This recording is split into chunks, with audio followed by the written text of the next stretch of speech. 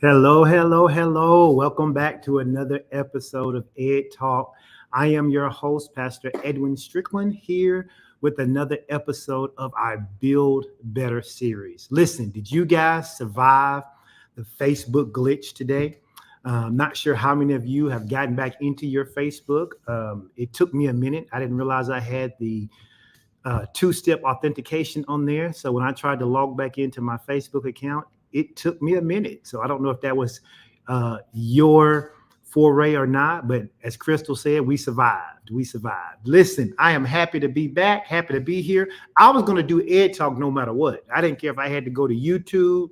I didn't care if I had to go to IG, if I had to record this on a phone and send it out later on. I didn't care. I was going to do this particular Ed Talk today. Listen, I've been so super excited about this Build Better series that we've been doing. I've been taking my time with it, kind of giving you a week in between to digest what we've talked about. And I've been communicating with people on the Ed Talk Facebook page, and it has been encouraging and enlightening. And so we're back for another week. We're going to be talking about the third part of our Build Better series, which is called Building Better Swagger. And I got a lot to say about that. And we'll come back and talk about that in just a moment. But let me go ahead and ask you guys who are already tuned in to do what I always ask you to do, which is to help me out with a little social media outreach. I'm going to ask you if you would to, first of all, if you're on Facebook especially, go ahead and like the broadcast. Go ahead and like that broadcast. Give it a thumbs up. Give it a heart. Give it a care. Because what that's going to do is allow Facebook to go ahead and push this episode out to more and more people. And I believe it's an episode that will absolutely be inspirational for some, motivational for others, and transformational for all of us, because it's going to have the opportunity to absolutely change how we see ourselves, which thereby means how we show up in life, right? So go ahead and do that. Tag your friends, tag your family members. Listen, if you know anybody who's ever struggled with insecurity, if you know anyone who's ever struggled with self-doubt, if you know anyone who's ever had the mantra, I got to fake it till I make it, you need to tag them and tell them that they need to come over here right now and they need to listen to this episode of Ed Talk, because I am telling you, I've been working on this for over a month. It is ready to go. In fact, I'm going to go ahead and let you know right now, I have so much to say about this topic that I've had to break it down into two parts. And so today is going to be part A. I'll come back next week and we'll pick up part B, because I have so much to say about how do we build better swagger. And I use that term because it's a term that all of us can relate with, about swag and knowing how we show up. But let's not forget, we've been also talking about how to build better habits. That was our very first episode in season 3. How do we build better habits? And we went through and we talked about everything we needed to do with that. If you missed it, go to Ed Talk podcasts. You can listen to them anywhere. You can listen to it on YouTube. You can listen to it on any of our podcasts. In fact, you can go to www.pastorstrickpodcast.com.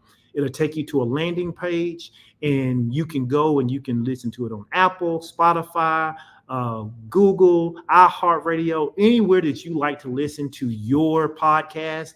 I am probably there. And so you can go and listen to that. If you like YouTube, which some of you I know I see are watching from YouTube, by the way, go ahead and let me know what city you're from. I didn't ask you to do that today, but I'm going to ask you to do it. Let me know what city or state you're in. Go ahead and hashtag live, and then just shout out your city or your state. And also, if you're watching on YouTube, hashtag YT. If you're watching on Facebook, go ahead and hashtag FB. Let me know where you're watching from. I get a monthly report that tells me where different people are watching from. And I'm always amazed at the different places around the country and internationally where people are watching Ed Talk. My numbers have started to level out. I was really, really high with the men for a while, but now more women are starting to come, and I appreciate that. I'm at about 55% of my listeners are men. About 45% of them are female. So that's really cool when I get to look at the analytics each week in each program. I think my women are sharing more than my men. So fellas, come on, help me out. Share. Hit that share button. I know you enjoy it, but I'm sure you got some friends in the barbershop, some friends at work, some friends at the gym who you could share this with. So go ahead and make sure you are sharing it with them as well. So again, as I was saying, I'm going to do this in two parts. I'm going to do it in part A and in part B. Why? Because I've got a lot to say about how you need to learn to show up and to take up space. All right. So let's get into today's episode because I don't want to keep you long, but I do want to get into what we're going to be talking about today. And we're going to be talking about how do we build better swagger? How do we build swag? How do we show up with confidence? How do we take up space? How do we refute this imposter syndrome that so many people suffer with? How do we get over low self-esteem? And I understand, I jokingly say people shouldn't have low self-esteem because self-esteem comes from self. So you shouldn't think low of yourself, then you wouldn't have low self-esteem. But I understand how self-esteem is built. It's built by what we take in about what people say about us, and then how we replay those words in our head and how we replay those scenarios in our mind about who we are and what is our worth. But I want to let you know that I've got some things I'm going to share with you today that I hope will shift you out of that negative space. I want to help you understand how you can overcome self-limiting beliefs, how you can stop living in a place of self-doubt, and how you can show up professionally, personally, and in every area of your life. I want to help you understand how you can show up and not just fake it till you make it. I'm talking about showing up as who you authentically are. All right. And so here's what's going to happen. I want to give you a little synopsis of what's going to happen the next couple of weeks.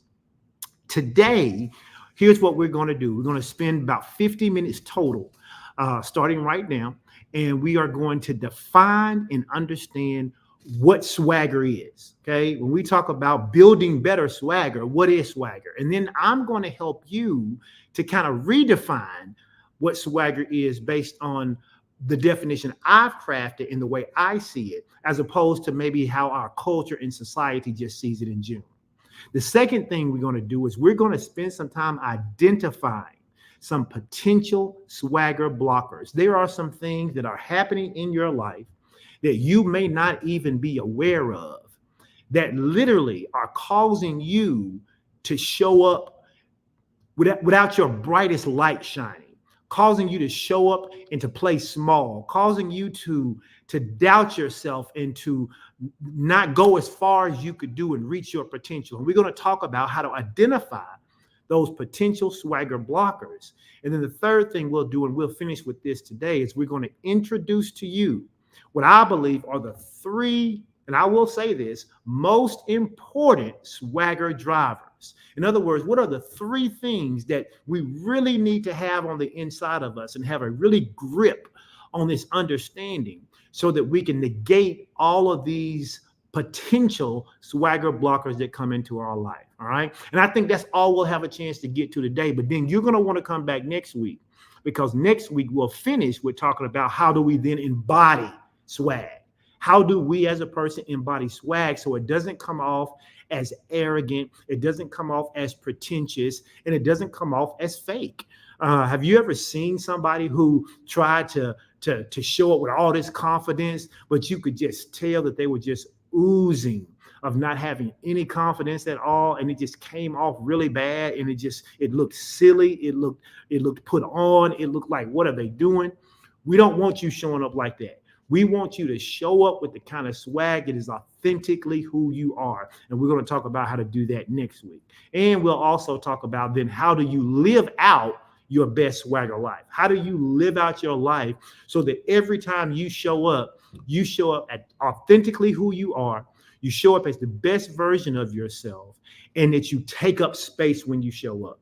You know, there are people who are anointed to do different things. I think about our ministry. Pastor Chandra is anointed to help you walk through deliverance. Pastor Sean is anointed to help you shift your mindset.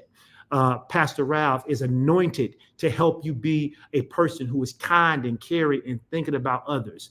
Pastor Nitra is a person in our ministry who is very adept at helping you to understand your own mental state and how to maneuver through that mental state and how to overcome certain challenges.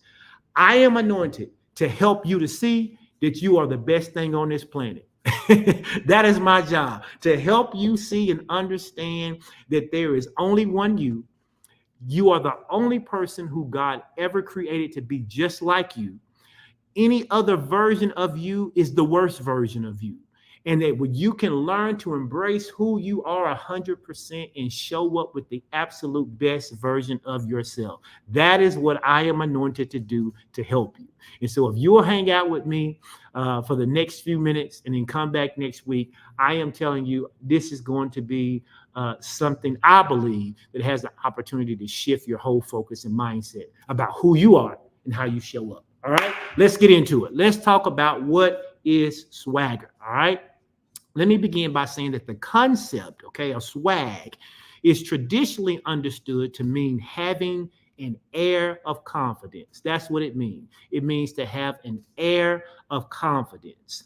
It is often seen as a way of carrying yourself with assurance and sometimes an almost tangible sense of self-belief. Now, why do I say that? Because when you carry yourself with an assurance, that is different than being arrogant. Assurance is backed up by facts. Arrogance is not. It is not arrogant for someone to say, I can dunk a basketball, if indeed they have tried and succeeded at dunking a basketball.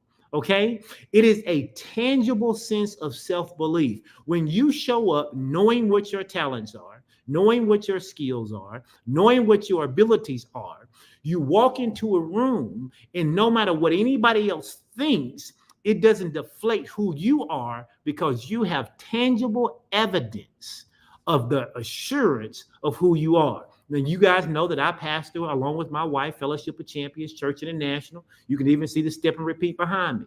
Here's what we talk about all the time when we talk about faith. We talk about faith from the standpoint of, the Bible says in the Amplified, that our faith is our title deed, okay? A title deed is something that you have when you own something. Assurance isn't a title deed. Assurance says, I know this thing about me is real because I possess it. And so when we talk about swag, we're talking about something that you actually possess. We're talking about something that is tangible, something that is on the inside of you that can't be robbed from you because of somebody else's words, somebody else's thoughts, or somebody else's beliefs. The traditional view of swagger is often associated with something being bold, something being uncompromising, having an attitude that can command attention. And it can convey a sense of authority and a sense of dominance. And dominance, not in a bad way, like domineering someone, but have you ever seen anyone who came into a room and it's like as soon as they came into the room, everybody paid attention to them. And not because of their external beauty, not because they were so tall or so short or so thin or so wide. No, it was because of their presence. They came into a room and who they were stood out authentically. When we talk about swagger, that's what we're talking about. It's about projecting confidence in a way that other people can see it and feel it. And you do it through your body language. We're going to talk about how to do it through your communication style and how to do it through your behavior. Now, I want us to transition, though, a little deeper into a more meaningful definition of swag. I don't want us to just think about just showing up and having people look at us, because that's not what we're talking about. Our interpretation, my interpretation that I want to share with you, is going to surpass this traditional notion of simply displaying confidence. I want you to be confident. You ought to be confident. But I want us to explore the more profound and authentic roots of confidence. Like, what does it really mean to be confident? What does it mean to be genuine? What does it mean to truly be ourselves rather than just adopting a facade of confidence? I don't want you to walk away going, okay, I'm going to go out in the world and take up space. And you've got this facade of confidence, because the moment something doesn't go according to your plan, that facade is going to crumble. Okay. You're going to go back to being the same person you were, who did not believe in themselves, who did not have self-confidence, who had low self-esteem, who was insecure. And that's not what we want. What we want to do is we want to systematically build up a system to help us build better. That's why we started with building better habits, because habits are internal. We wanted to build those things up. We came back and talked about building better focus. Why? Because we believe that execution is a thing that helps build our confidence. Why? Because we need something tangible that we have done that builds up our assurance. And that's why today we're talking about the first part of how to build better swagger. So what does this involve? It involves embracing our own strengths. But in order to embrace your strength, you have to know what they are. Likewise, you also have to know how to embrace your challenges or your weaknesses. What does it mean to embrace your weaknesses? It means to understand the areas in which you can improve, okay? I am not a singer at all. I can try, I can practice, and I might be able to improve some. But singing is probably always going to be a weakness for me in comparison to my other skills. And so, as I said before, I don't spend a lot of time on the things I'm weak in unless I can improve them to such a degree that they are equal to what I need to be working on to improve myself. Now, don't get me wrong. I'm not talking about character issues. Okay. I'm not talking about you having bad character, but I'm talking about singing. Okay. For me, I am not a singer. Okay. Nor do I play instruments. Okay. That's not a skill set for me.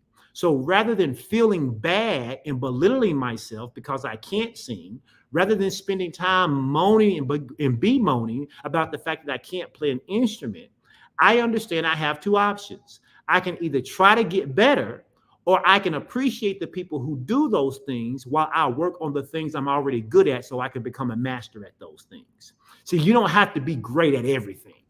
You don't have to have swag. You don't have to be great at everything. I need to know what my strengths are. I need to know what my weaknesses are. And I need to focus on the ones that's going to get me to where I need to go. See, understand, often our concept of swagger, when I'm talking about it, is more about our internal authenticity. Okay. I want to talk about our internal authenticity much more than I want to focus on some external bravado.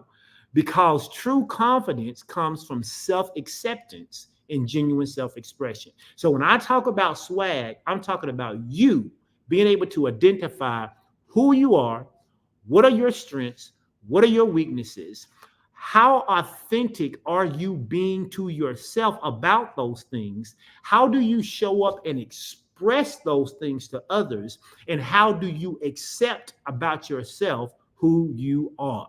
All right. And when you can learn to accept things about yourself, then when other people point out those flaws, they don't derail you. Why? Because you know that. When somebody says, "Ooh, Pastor Strickland, I heard you singing in church. You sure can't hold a tune." You're right. I can't. I know that about myself. I know that about myself. I also understand that when I'm singing, I'm not singing for you.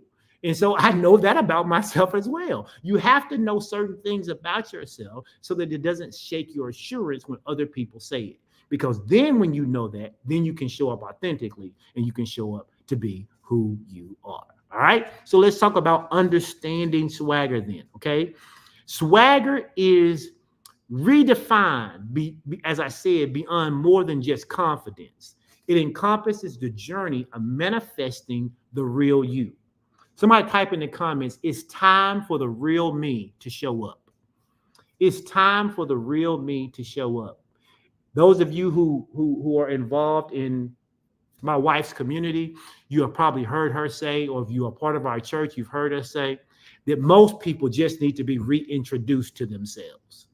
They need to be reintroduced to the selves who God made, not who the world crafted. Okay? Some of you are the result of what life has done to you. You are the result of some of your bad decisions.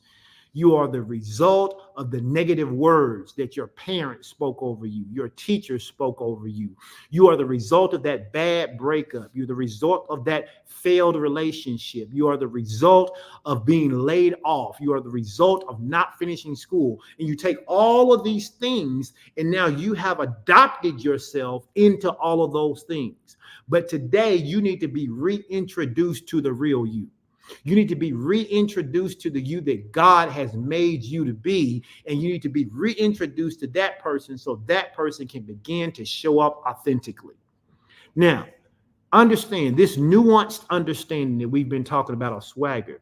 It emphasizes not just the outward display of confidence, but the inward foundation that fuels it. When we talk about swag is not about the clothes that you have on. Swag is not about the car that you drive.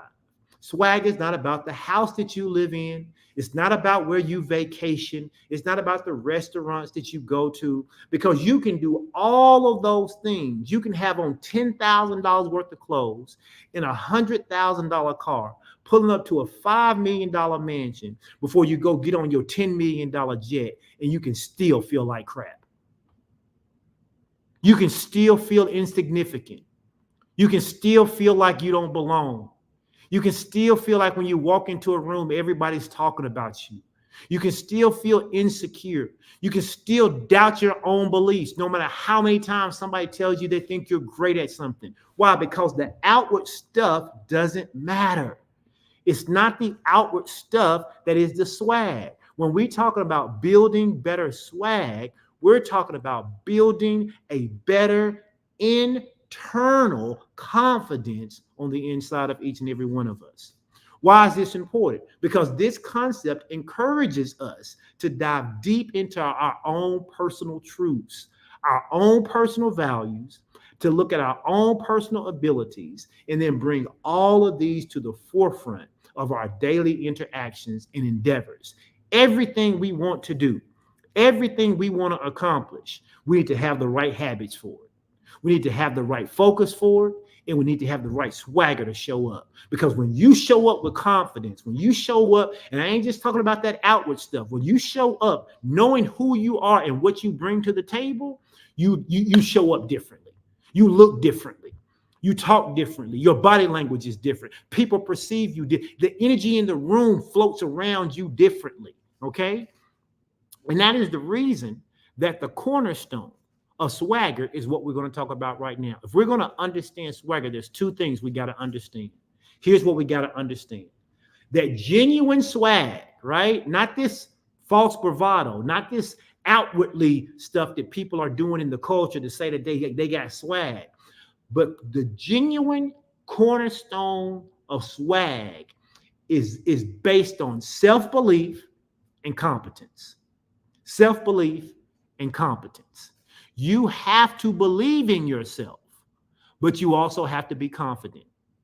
People who aren't competent and believe in themselves come off as arrogant, as narcissistic, as all these other words that you could probably find in the DSMV, whatever number they're on now, 5, 6, 7, I don't know. But you have to have self-confidence and you have to have self-belief.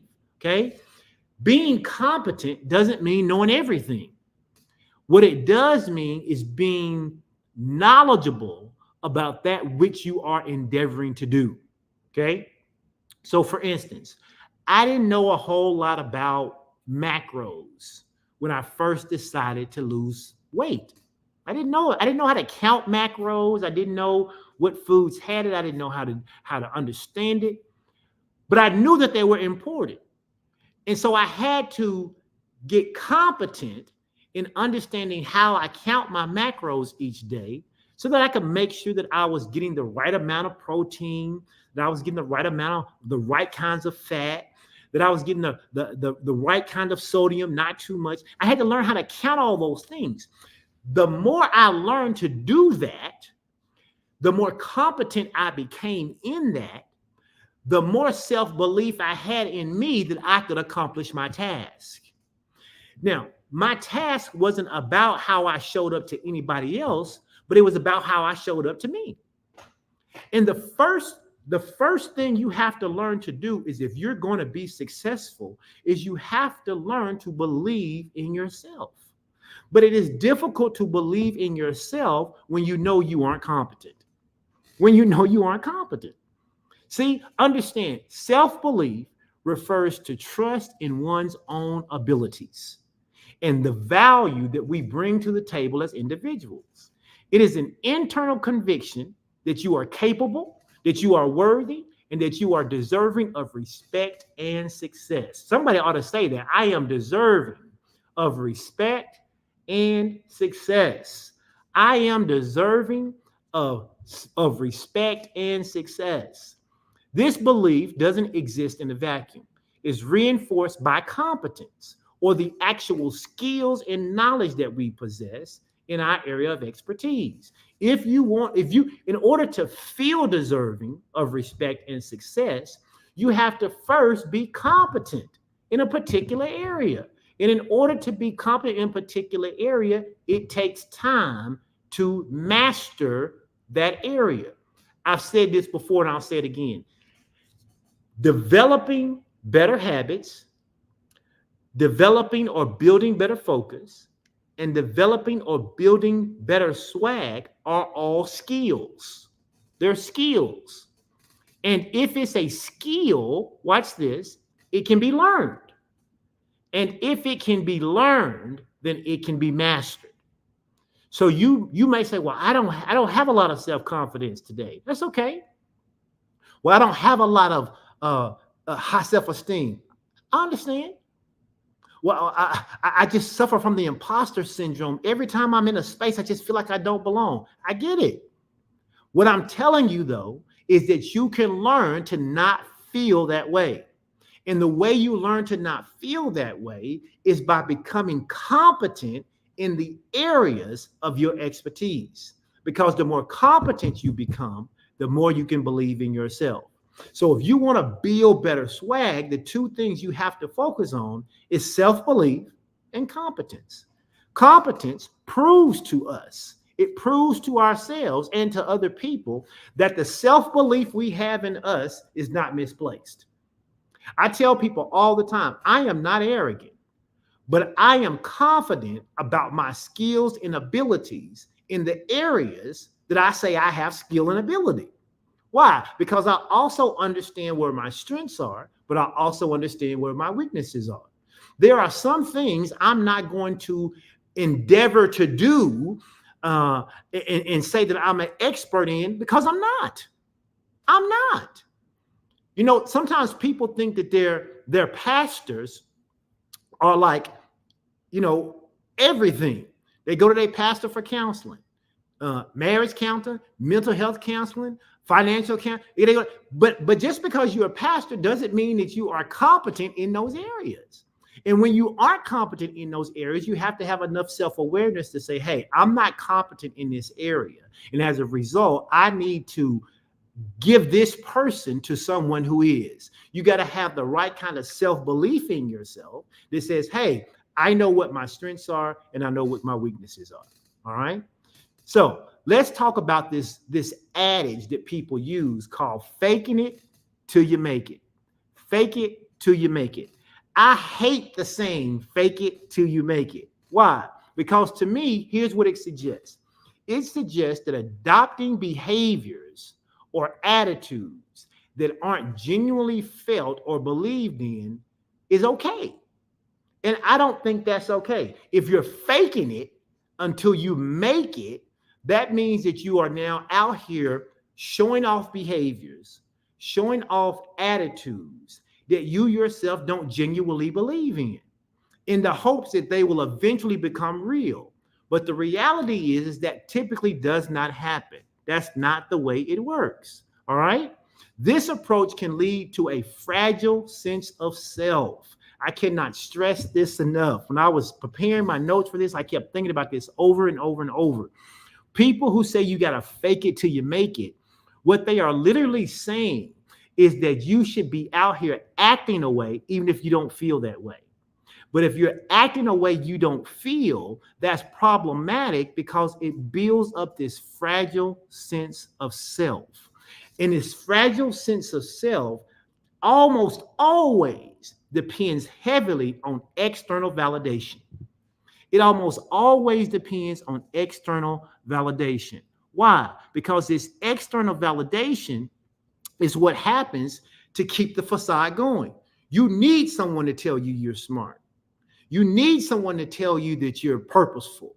You need someone to tell you that you're pretty. You need someone to tell you that you can do it. You need someone telling you something externally because you don't believe internally what they are saying to you. In the moment they stop saying it, then you have to stop faking it. And that's the problem I have with fake it till you make it. On the other hand, I love the saying, feel it till you find it. Feel it till you find it. Why? Because it emphasizes a much more introspective and authentic journey towards self-realization. It helps with my confidence. Okay, I feel it. Okay, I'm going to feel a particular way about myself based on competence, right? And I'm going to feel it until I find it. I'm going to feel it till I find it because once I know I have it in here, I can find it out here. But if I just get it from out here and I never have it in here, whenever someone stops giving it to me, it leaves. So building better swag is all about allowing ourselves to fully experience and embrace the range of emotions and thoughts that come with stepping into new roles or facing challenges. This path encourages us to lean into our discomfort, to learn from our experiences, and to gradually build a resilient and an authentic sense of ourselves. I can't tell you the number of people I get to interact with on Facebook and social media all the time. And when I talk with them in real life, they are nothing like their Facebook persona. They are not. On Facebook, they talking about what they would do if somebody did this, how they would show up, how they would do this, how they would do that. But in reality, they are struggling. And why do they struggle? Because they are so inauthentic of who they really are. Rather than them saying, you know, if somebody did that to me, I would be somewhere crying. What they're saying is, if somebody did that to me, I'd be telling them off until somebody does it to them. And now the real them shows up because that facade they've been putting up and they've been getting validation from other people to keep it up crumbles and falls. Okay? So let's talk about then some potential swagger blockers. What are some potential swagger blockers that people have in their life that they may or may not be aware of? And because of them, it actually stops them from developing this authentic part of who they really are. So let me say this. Swagger blockers are internal obstacles that prevent individuals from fully embracing and expressing their authentic selves. That's what a swagger blocker does, okay?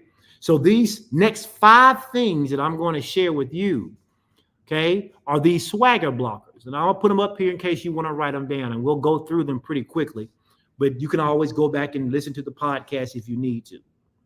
Number 1, a swagger blocker is something called persona. We're going to talk about what persona is and what persona does. Another swagger blocker, which this is kind of counterintuitive, but stick with me, we'll talk through this one, is something called ambition.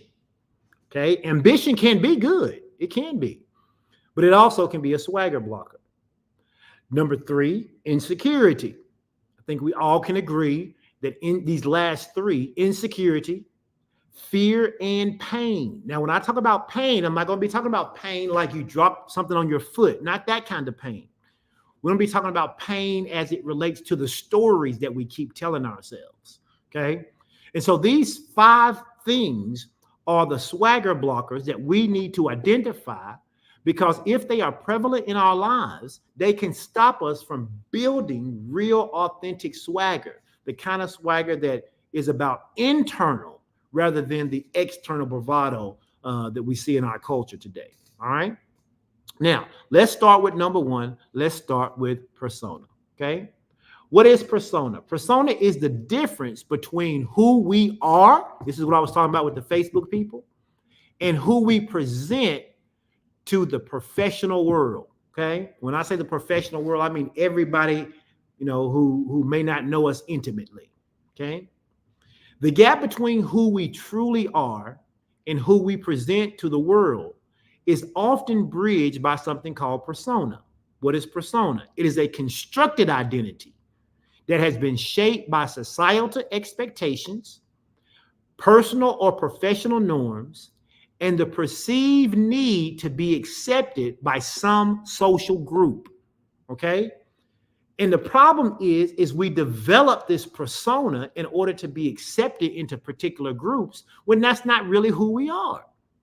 This persona can act as a mask, hiding our true thoughts, hiding our true feelings, hiding our true characteristics under a layer of societal expectations or some kind of facade that we have designed so that we can either, watch this, fit in with other people or impress other people.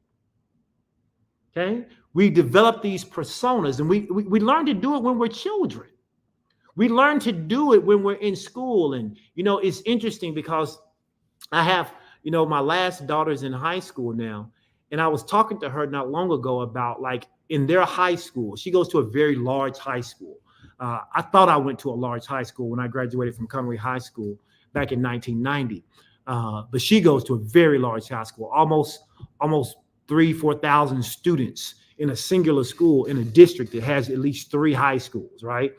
So very different. So I was asking her, I said, do you guys still have like cliques at your high school? Because when we were in high school, we had these cliques of people, right? You had, at least in our time, I may be aging myself, we had what we call the preps. They were the people who were fairly well off. They wore Azad, they wore Polo, at that time Guess, and they all had the Swatch watch, if you remember that back in the day. And then we had the jocks, who were the people who were athletes. We had the cowboys, which is the ones who came to school in their cowboy boots and hat, and they had that little round pocket of skull in their back pocket. We had the smokers, which was the group of kids who used to, and I know that sounds crazy, but at our high school, you could smoke as long as you went out by the baseball field during the breaks. We had the smokers. We had the hunters, the guys who came to school with their shotguns in the back of their trucks. We had all these different groups at our high school. And I was asking her, and she said, no, we don't really have those particular kind of groups like that. But everybody has certain groups that they hang with. And I was saying, so how do you fit in a high school that large? And she said, and literally, this is what she told me. She said, you have to determine who you want to be. And whoever you want to be, then you have to fit in with that group. You have to do what they do. You have to dress like they dress. You have to walk like they walk. You have to talk like they talk. And the problem is we haven't left, many of us, we haven't left that high school mentality. Okay, we're still trying to fit in. We're still trying to be with a particular group rather than just authentically being ourselves and then finding the tribe who is like us. Okay, and so one of the swagger blockers that we have to be aware of is this idea of persona. We have to be careful not to have an over-reliance on a persona. Because if we do, what it will do is it will result in us feeling inauthentic or lost internally while we're feeling like we're accepted externally. So we have to make sure we draw that line between the real self, who are we really, and the person we're trying to become because we want to fit in or we want to be able to be with other people. Does that make sense? So we have to watch that. That is a thing we have to watch, right? If you are always trying to be the funny man in the group when really you aren't funny, maybe funny's not your thing.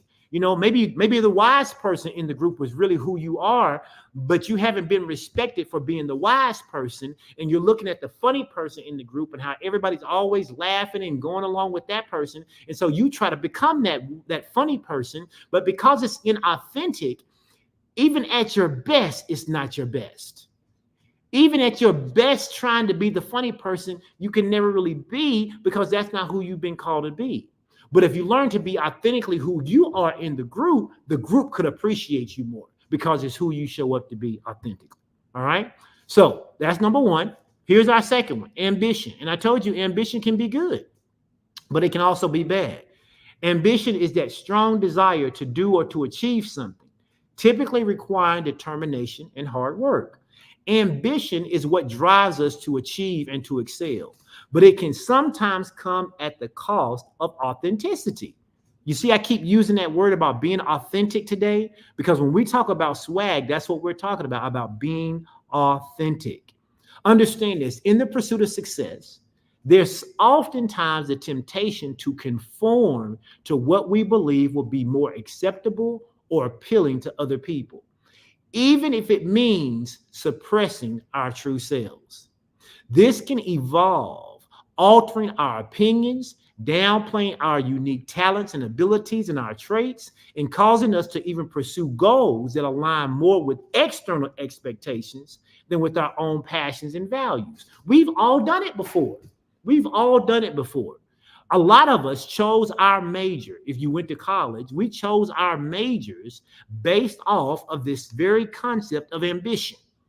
What degree can I get so that when I graduate, I can get a high-paying job, right? A lot of us went to school to be engineers until we took some of the math class and realized that wasn't the ambition that we were going to have. Some of us was going to be doctors until we went over there and took some of them chemistry and some of them physics and some of them biology classes and realizes, nope, this ain't what I'm going to do. That ain't the ambition I got. But there are some people who stick it out and they finish it and they do these things because they do it for ambition's sake, right? They want to please their parents. They want to please the people who they said they were going to be lawyers. They were going to be doctors. They were going to be engineers. But in reality, they wanted to be a culinary instructor, or they wanted to be a chef, or they wanted to be a mechanic. They wanted to build houses. I say all the time, if I could go back and do it over, that's one of the things I would do. I wanted to build houses when I was like a junior in high school. But as I just told you about our high school, we were in very much these different cliques, and all the people who were in the classes that they taught to build houses were the cowboys or the rednecks. And I didn't want to be out there with them, that wasn't a cool group that I wanted to be in. Not that they weren't cool for some people, but I didn't want to be out there. And so as a result, I didn't take these classes where I had got it, the carpentry classes where I could have learned to have been a house builder, and all of these other things I wanted to do. Why? Because I allowed my ambition to fit in with other people to stop me from doing that. You got to ask yourself, what are you still doing? What are you still holding true to? That in reality, it's not even who you really are. And as a result, you don't even show up authentically as yourself. Maybe you never wanted to be an author, but someone told you wrote well. And so as a result, you've been struggling through being an author, but really you wanted to be a painter. What is the ambition that you had to be able to do what it is that you really wanted to do? And how have you perceived that? How have you seen that? What are you doing? Are you still stuck there? Are you still in that mode? And you have to be careful because ambition can be a swagger blocker. The ambition to make more money. But is it better to make more money but to hate what you do, or to find what you love, and then you can find what you love and still make a lot of money? So you got to be careful about ambition, okay? While ambition can lead to external achievements, it can also create an inner conflict in us That means losing sight of who we are and what truly matters. That is the reason that as a father, there are certain things I did not push my kids to. I did not push them to. I was talking to a friend of mine the other day, and he's got a son who's getting ready to go to college, and he's my fraternity brother. And he was talking about, after his son pledges, after his son takes those first 12 hours, how he wants him to pledge. And I get it. I understand it. Would I love if that's something that my kids had chosen? Sure. But I'll never push them to it, right?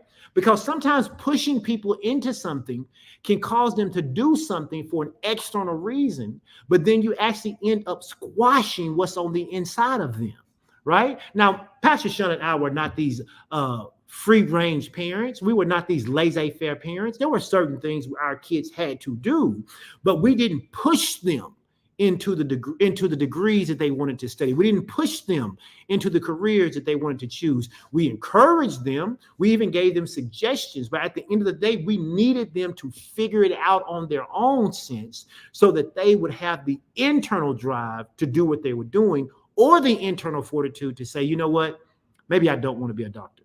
Maybe I don't want to be a lawyer. My youngest daughter, she thought for years she wanted to be an anesthesiologist. And now she's decided that she doesn't want to do that. She wants to be in architecture. Okay, that's a pretty big shift. But she made that decision. She needed to come to that. And for some of you, you need to come to the decision that you're going to stop being who your family thought you were going to be. You're going to give up the title of rescuer.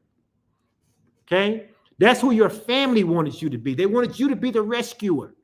They wanted you to be the one who would set yourself on fire to keep the family warm. They wanted you to be the person who would do without so that somebody else could have, because you were the one who made the right decisions when everybody else made the wrong decisions. And now that they need to be rescued from the wrong decisions, they want you to be the one to rescue them. And that is who you have taken on because it gave you validation externally, but it's been killing you internally. And so today is your day to say, you know what, I'm going to give that up. I want my swag to represent who I really am. Okay? And so then we get to number 3, which is about insecurity. It's about insecurity. Insecurity stems from self-doubt. That's where it comes from. And it comes from the internalization, most often, of past negative voices and experiences. Whose voices are you still listening to? Whose voices? Are you listening to that teacher's voice who told you could never read? Are you listening to that teacher who told you never amount to anything? Are you listening to that counselor who told you should just give up on college? Are you listening to your parents who have said you'll never be as good as your brother? You'll never be good as your sister? You listen to the person who told you that after y'all broke up, you'll never find anybody else as good as them? Whose voices are you still listening to? Where is that insecurity coming from? Because oftentimes, more than not, it is a result of self-doubt, but it comes from the internalization of past negative voices or experiences that we replay over and over again. Those experiences and those voices, they make us question our worth. They make us question our abilities. They make us question the validity of our ideas and our feelings. And so many times I've been in the room with people who have really great ideas. They have really great suggestions. But because they play the past voices of people who have been belittling to them, they won't even speak up. They won't even show up and show off their brilliance because they are in fear, right? We'll talk about this one next, fear. But they are insecure about who they are and what they know. But remember, I told you that self-confidence comes from being competent. And if you know you are competent, you can begin to build up that self-belief. And if you build up that self-belief, it can begin to fight against those insecurities and past voices that other people have said about you. Understand this. Self-doubt acts as a powerful swagger blocker, because it convinces us that we are not good enough. Listen, I know some of you had to jump off, some more of you have come on, but here's what you need to say right now. I am good enough. I don't care what you're doing. Even if you got to stop what you're doing, you ought to type that in the comment section. I am good enough. I am good enough. Saying that over and over and over will help you begin to build up that self-confidence that you need to get over those past voices and experiences that are so negative and keep playing over and over in your mind. You have to know that you are good enough. You need to know that you're smart enough. You need to know that you are capable enough. You need to know that you are trustworthy enough and that you are true to yourself, especially in the face of potential judgment or failure. You've got to say those things about yourself. You've got to say the right words. I'm good enough. I'm smart enough. I am talented enough. I am capable enough. These are not false words. I'm not faking it till I make it. I'm going to feel this until I find it. I'm going to feel it about myself. I am good enough. I am good enough. I am smart enough. I am talented enough. I am capable enough. I am trustworthy enough. I am enough. Because insecurity can be one of the biggest swagger blockers that show up.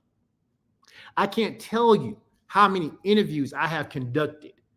And sometimes the most gifted person on paper was not the person I hired.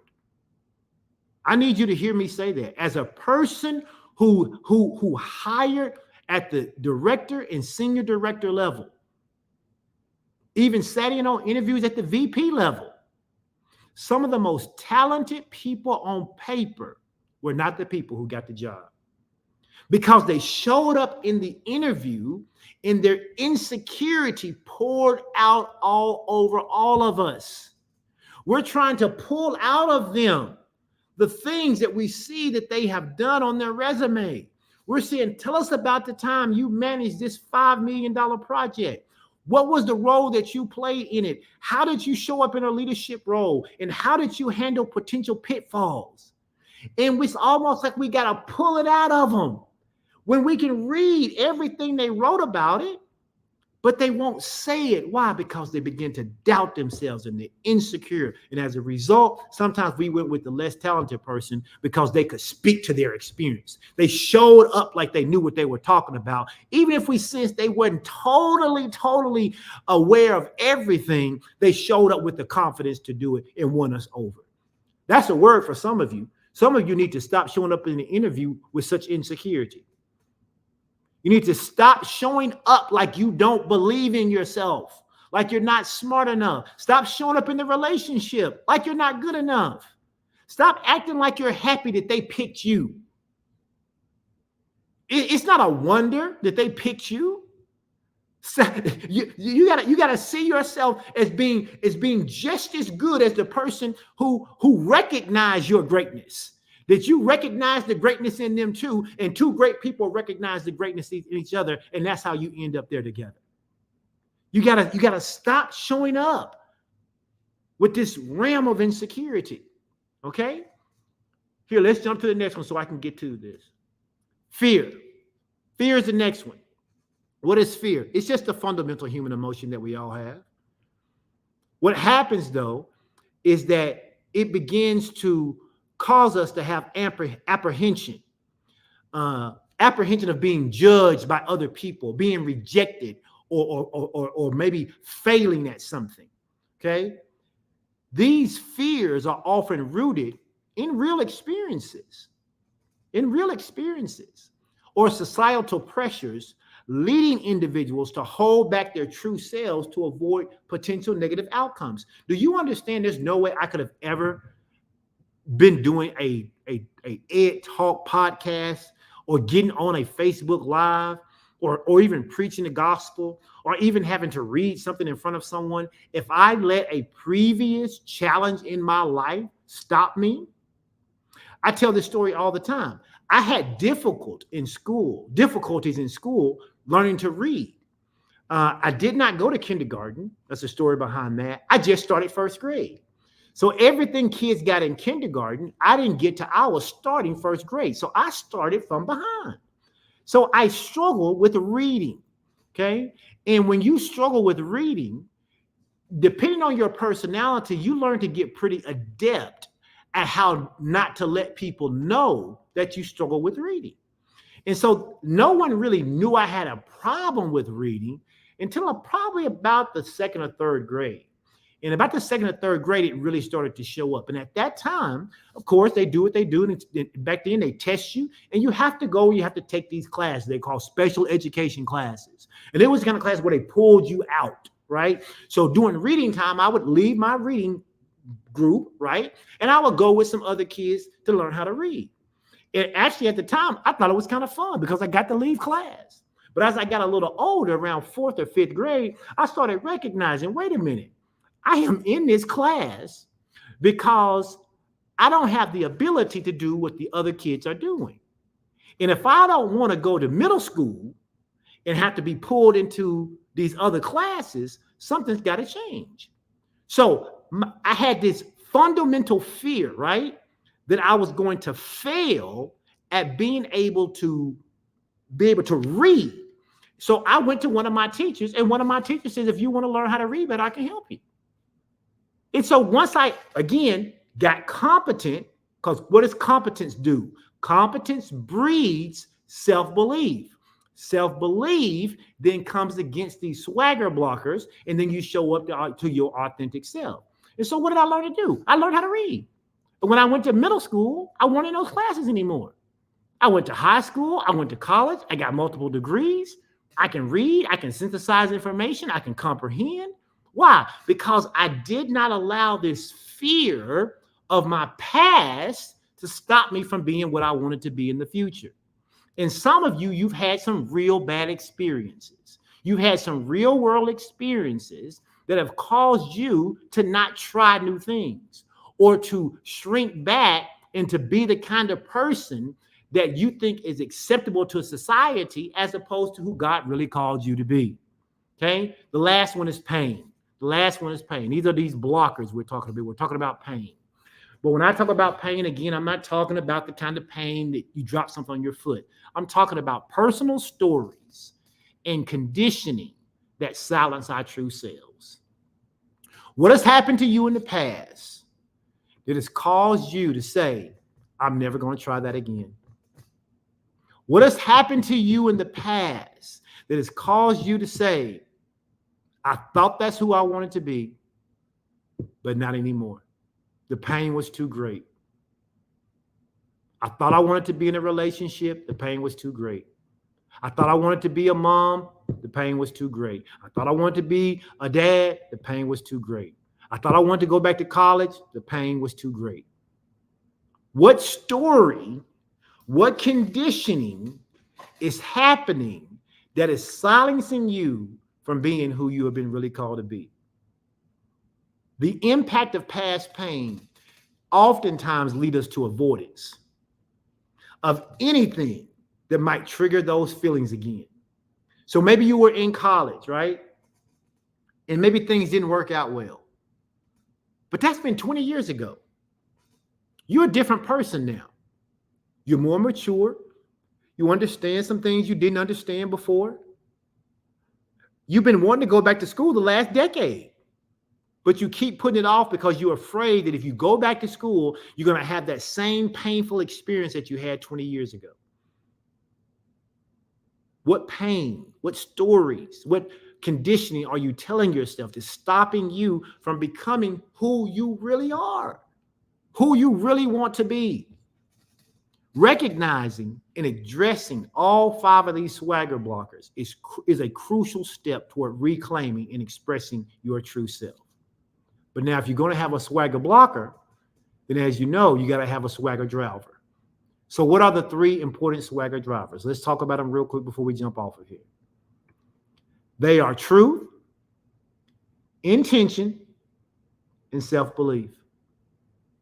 These 3 things are the 3 things you need to fight back those 5 things we just talked about. If you are going to fight back having a false persona, if you're going to fight back having the wrong ambition, you're going to fight back insecurity, you're going to fight back fear, if you're going to fight back pain, those stories you keep reliving and telling yourself so that you don't have to repeat them, you're going to need these 3 things to help you. You're going to need truth, you're going to need intention, and you're going to need self-belief. Let's talk about the first one, which is truth. What is truth? It's the importance of expressing one's true self and opinions.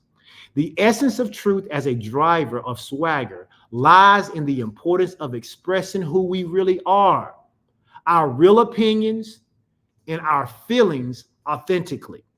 You don't have to be the best version of somebody else. You just need to be the best version of you. This involves shedding personas and the fear of judgment so that you can actually present yourself to the world honestly. Truth is about alignment between your internal beliefs, your values, and your external expressions. It requires introspection to understand what you truly stand for, what you believe in, and what matters most to you. I always think about that movie, Coming to America. If you've ever seen the movie Coming to America, there's a scene in there where Eddie Murphy is getting ready to marry the girl that he's been engaged to back home. And he says, I just want to talk to you for a few minutes. And he takes her to the side and he asks her a very simple question. He says, what kind of eggs do you like? And her response was, whatever you like. He asked her something else. She said, whatever you like. He asked her something else and she said, whatever you like. And he says, so you mean to tell me you'll do anything I ask you to do? And she says, yes, I'm here to serve you. He says, bark like a dog. She begins to bark like a dog. And for a lot of people, not to that extreme, but we live our lives like that in order to get acceptance from the people we think we need acceptance from. You don't even know how you like your eggs because you haven't been true to yourself. To even say to yourself, I really don't like poached eggs. I just ate poached eggs because my partner liked them and that's how he fixed them. So I just ate them. You don't even like cornbread. You just been eating it forever because your family ate cornbread. You got to, truth is about expressing who you really are, your real likes and dislikes. And it's okay. Rather than just saying, well, if I say I don't like that, then maybe they won't let me be in their group.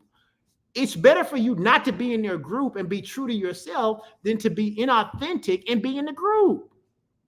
Expressing this truth is not always easy. Sometimes you have to be alone until your tribe shows up and the people who feel like you feel show up. And then you find partnership with them. You know, I like bowling. Most of the people I know in my close-knit group don't like bowling. And for years I said, well, nobody likes bowling, so I just won't go bowling.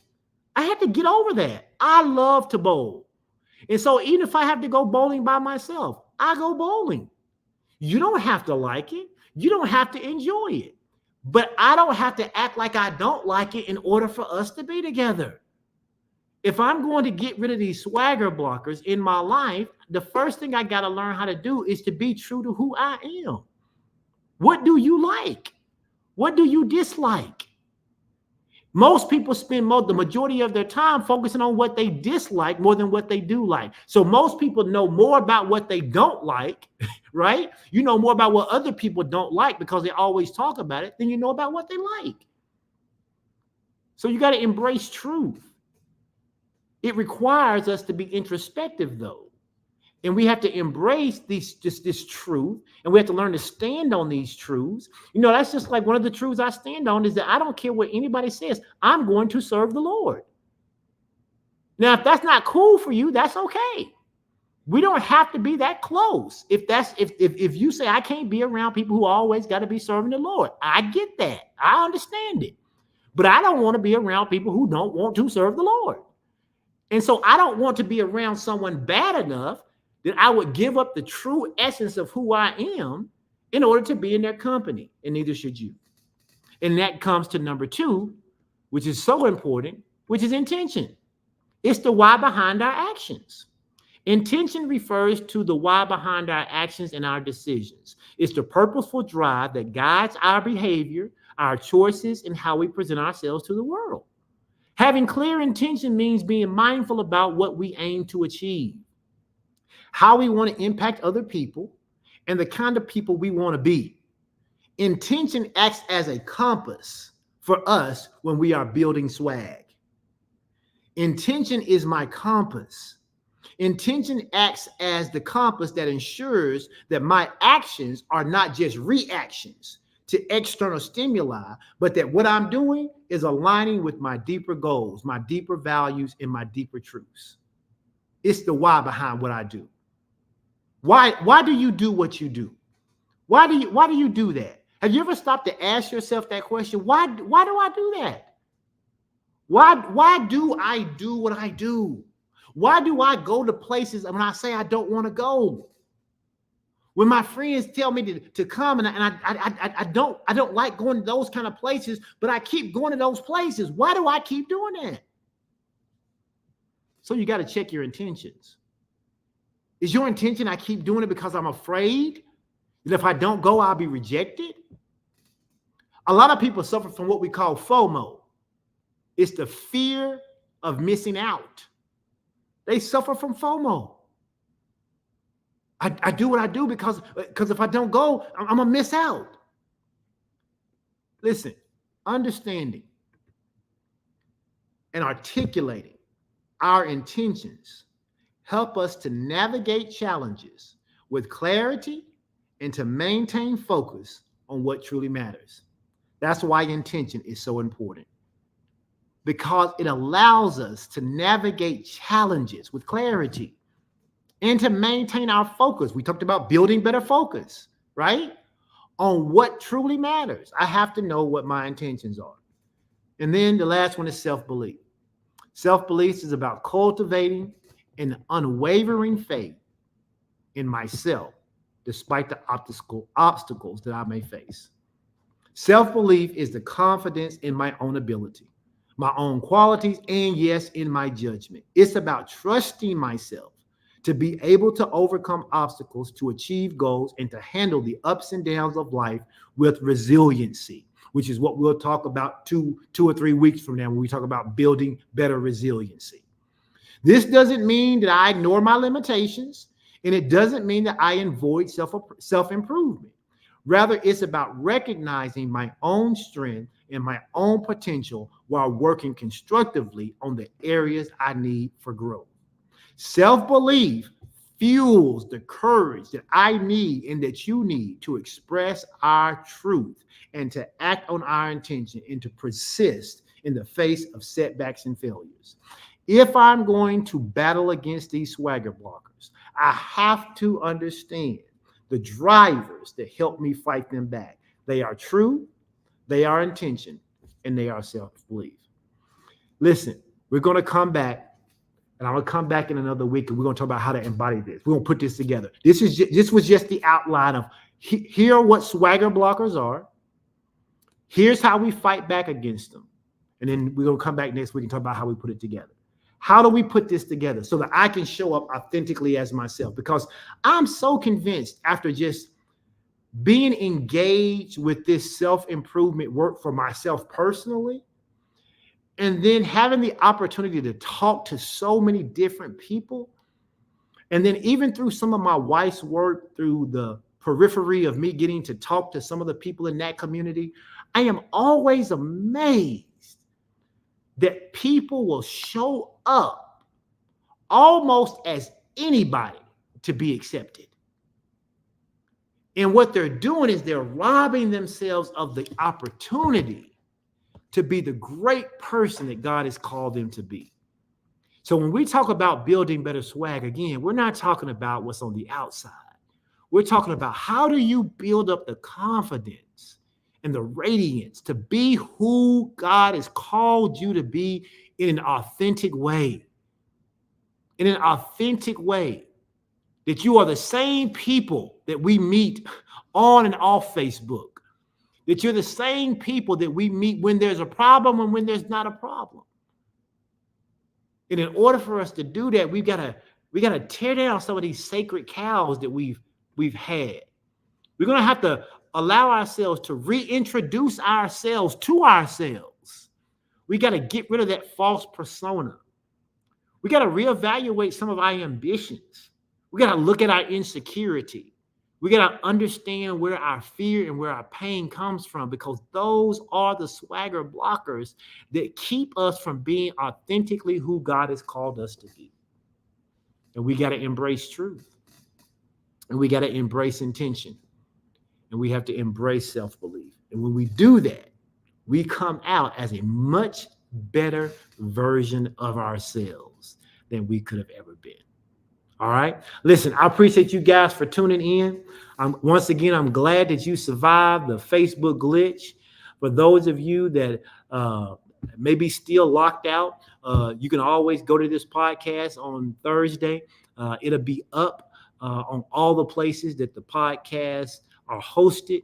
iHeartRadio, Spotify, Apple, Google, any of those platforms. And then also, if you haven't subscribed to my YouTube channel, you can certainly do that. All you got to do is just go to www.pastorstrick.com, and it will take you directly to that YouTube channel. Subscribe, like the YouTube page, right? If Facebook goes down, you can always join me on YouTube. I appreciate the many of you who did that today. I want to tell you guys that you are more than enough. You're good enough. You're smart enough. You're strong enough. You're talented enough. And you are enough. You guys have a great week. And I will see you back here next Tuesday at 12 noon Central Standard Time with part B of Building Better Swagger. Y'all have a great day. Bye-bye.